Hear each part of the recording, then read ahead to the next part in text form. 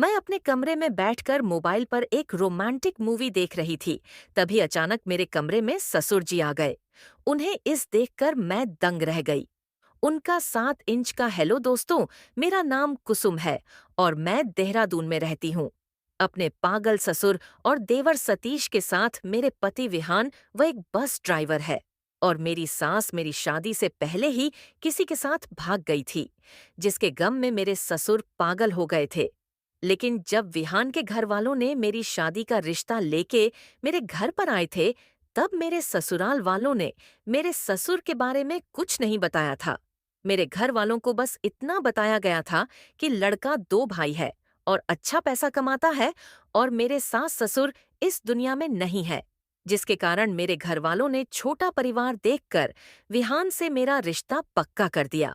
और फिर मेरी विहान से शादी हो गई।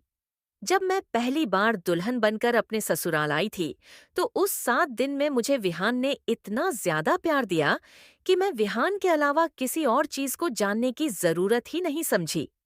लेकिन जब मैं दोबारा अपने ससुराल आई, तो मुझे अपने ससुराल वालों के बारे सब कुछ 1 हफ्तों में ही पता चल गया था। और जब यह बात मैं अपने पति विहान से पूछने लगी, तो विहान ने अपनी सारी कहानी सुनाई। विहान की कहानी सुनकर पहले तो मुझे बहुत गुस्सा आया, लेकिन फिर विहान के बारे में सोची तो मुझे उसके ऊपर दया आने लगी। क्योंकि पहले तो माँ भाग गई, अब पिताजी इस हालत में है। विहान बहुत परेशानियों से गुजर रहा है और विहान को मेरी बहुत जरूरत है। इसलिए मैं अब धीरे धीरे अपने ससुराल में रहकर अपने जीवन में बहुत अच्छा महसूस कर रही थी, क्योंकि विहान मुझे बहुत प्यार करता था और अब मैं भी विहान से बहुत प्यार करती हूँ। मेरा देवर सतीश वह अभी 8वीं में पढ़ता है और वह बहुत छोटा है। और ससुर जी, वह तो इधर उधर भागते रहते हैं।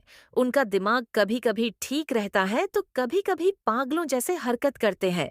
दोस्तों, मेरी शादी को अब 7 महीने हो चुके हैं और विहान अपने नौकरी पर चला गया है। लेकिन वह हर दिन फोन करता है, जिससे हम दोनों एक दूसरे से बात करके अपने दिल को तसल्ली ले लेते हैं। एक दिन की बात है, मैं अपने कमरे में बैठ करके मोबाइल पर एक रोमांटिक मूवी देख रही थी। तभी अचानक ससुर जी मेरे कमरे में आ गए। उसके शरीर पर एक भी कपड़ा नहीं था, जिसे देखकर मैं दंग रह गई। ससुर जी अपना 7 इंच का सामान लेके खेल रहे थे, जिसे देखकर मुझे बहुत गुस्सा आई। लेकिन फिर मैं शांत हो गई, क्योंकि ससुर जी का दिमाग सही नहीं था, इसलिए वो ऐसी हरकतें करते थे। मैं किसी तरह ससुर जी को उनके कमरे में ले गई और फिर बाहर से दरवाजा बंद कर दी। तभी मेरा देवर सतीश घर पर आ जाता है, क्योंकि वह स्कूल गया हुआ था। मैंने अपने देवर को बोली, सतीश, तुम जल्दी से हाथ मुंह धो लो, फिर जल्दी से खाना खा लो। उसके बाद सतीश हाथ मुंह धोने के लिए आंगन में जाता है और फिर वह गलती से दरवाजा खोल देता है, जिस घर में ससुर जी थे। उसके बाद मेरे साथ जो हुआ, मैं आप सबको नेक्स्ट पार्ट में बताऊंगी। तो दोस्तों, इस कहानी का अगला पार्ट जानने के लिए दोस्तों, हमारे यूट्यूब चैनल स्प्लेंडिड स्टोरी को सब्सक्राइब जरूर करें। तो हम फिर मिलते हैं एक सच्ची कहानी के दूसरे पार्ट में। तब तक के लिए नमस्कार दोस्तों।